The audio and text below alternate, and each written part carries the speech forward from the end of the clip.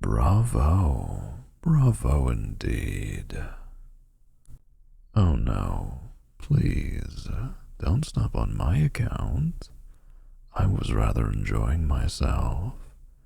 Your voice is like nothing I've heard in centuries. As soft and as rich as the deepening twilight. Forgive you for what, darling? Didn't I say I was enjoying myself? What could you have possibly done to offend me? What fool could mistake your voice as noise? Clearly they have no taste. Besides, even if the rules do say that slaves should be silent, am I not the prince? The lord of the abyss himself? The infernal mountains themselves would crumble if I told them to. So, if I say you may sing, then you shall. In fact, I say it would be a crime for anyone to silence you.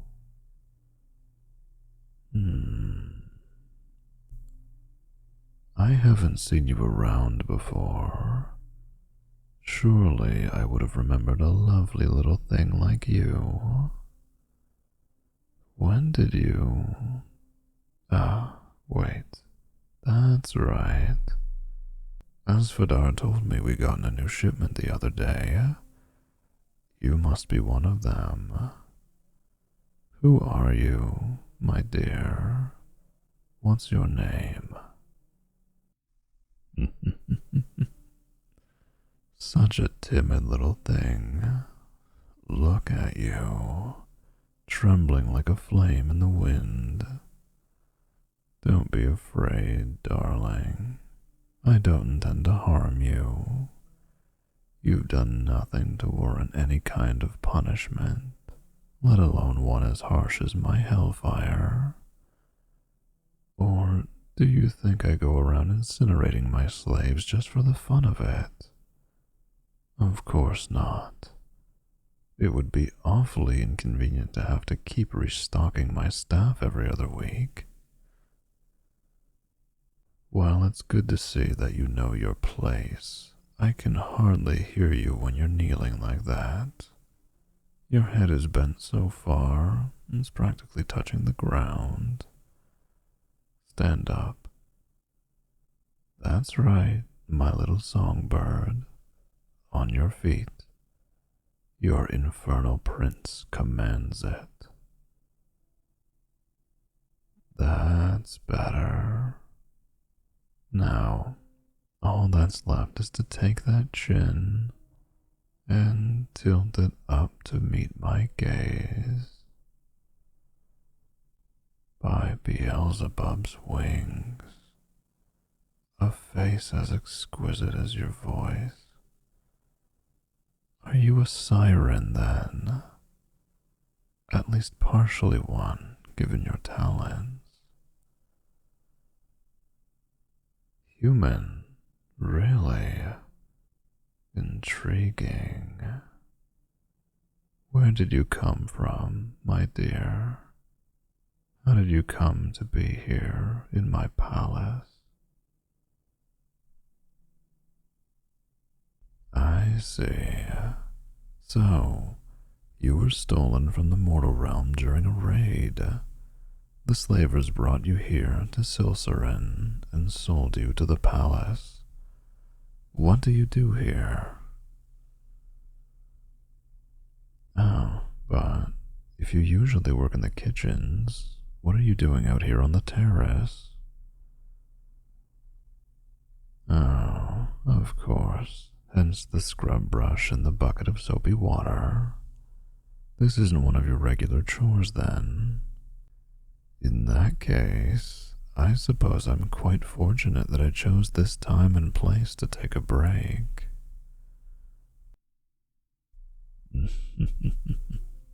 Oh, long enough. 3 or 4 songs, perhaps. Look at those cheeks, glowing like burning coals.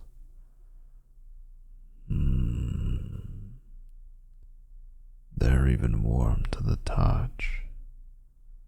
Just when I thought you couldn't get any more radiant, you're making it harder and harder to keep my composure.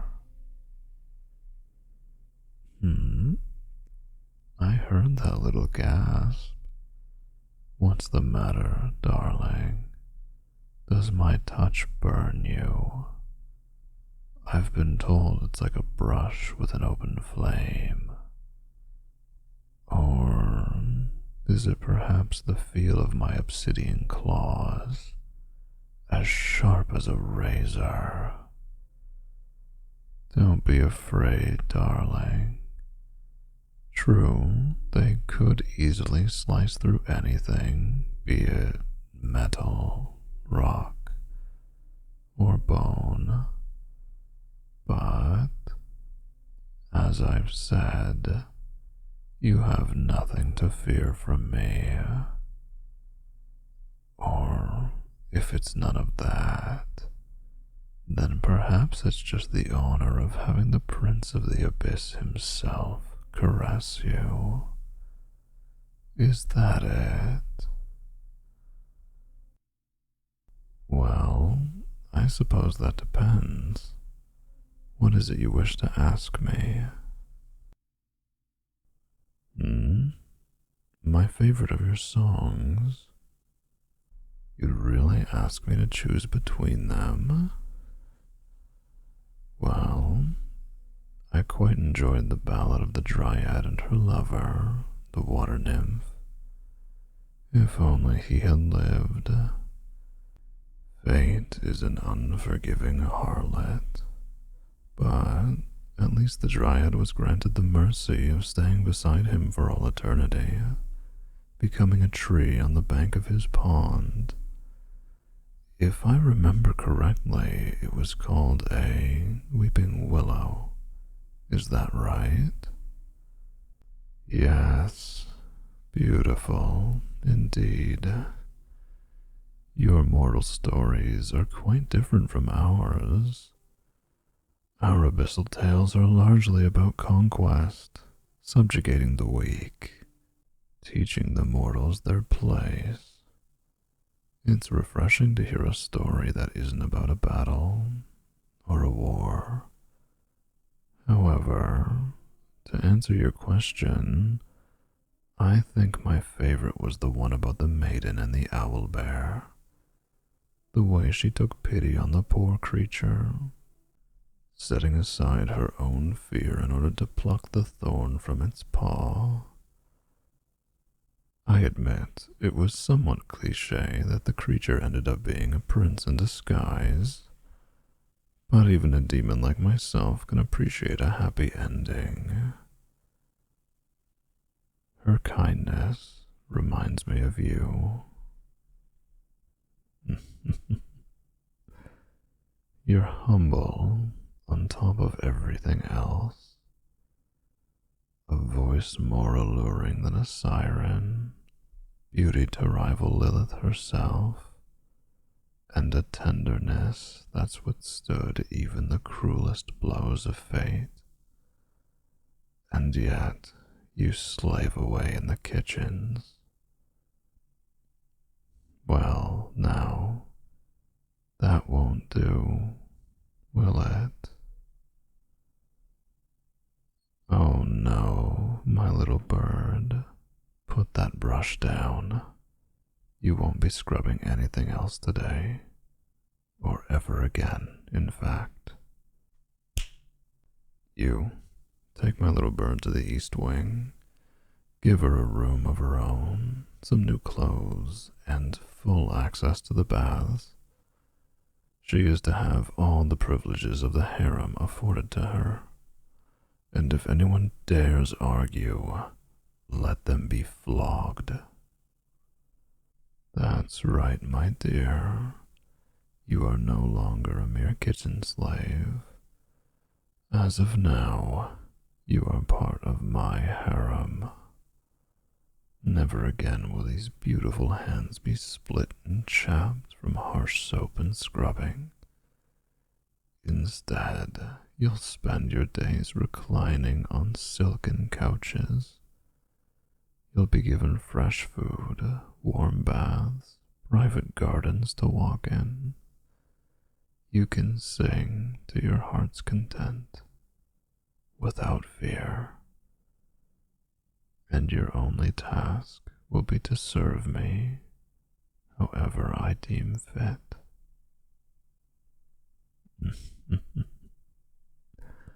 Oh, yes, rest assured, I will definitely have you sing for me.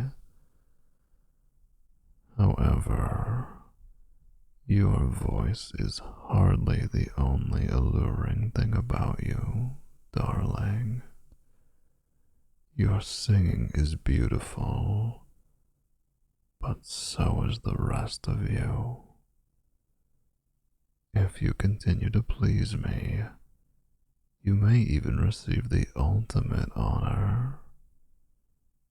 Yes, that's right. Imagine a mere human, a former kitchen slave, getting to share the bed of Prince Abazor himself. There's that humanity once again. Please, don't think yourself unworthy, my dear. My word is law, after all, and I say you are as worthy as even the highest nobles of Silsaran. What? Oh, my darling, still with that endearing shyness. Come now, you wouldn't seriously think of going back to the kitchens. Not when I've offered you the world, all in an instant. You must simply be overwhelmed with your good fortune. Yes, that must be it. Well, I assure you, it's not some sort of cruel trick. It's real. You truly get to be mine. Now, run along and get yourself washed up. Make sure you keep yourself presentable. I don't know how much longer I'm going to be able to restrain myself.